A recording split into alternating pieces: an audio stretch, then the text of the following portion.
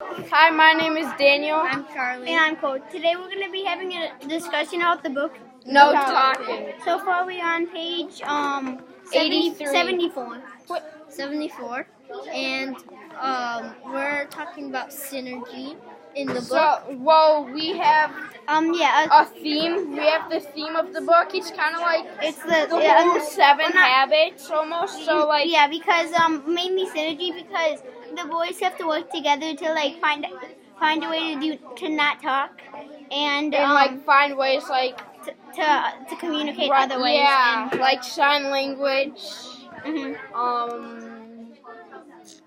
The boys and the girls don't synergize together. They But- synergize to beat the other team. And And also they're the seven habits. They're kind of doing it wrong and doing the opposite. Also, For at the an same example, like they're not being proactive first things first. and they're not thinking really.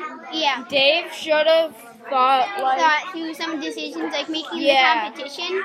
Or begin with the end in mind, the Yeah. opposite. Like he thought the competition was a good idea, but Yeah. it just went wrong. Like Yeah, it's kind of been sprung out. so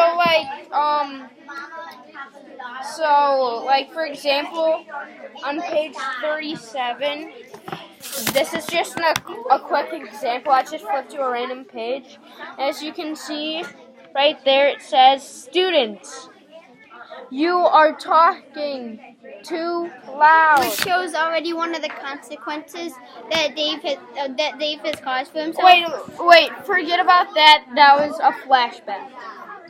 So, if I flip, at recess, they were doing, And Dave challenged Lindsay to a competition, but that could end up really bad with him getting embarrassed and ashamed. Because if he loses, then he gets an L on his forehead. Yeah, big L and permanent marker, and that's why the theme so far has been following the seven habits, but also being the opposite of the seven habits. Bye.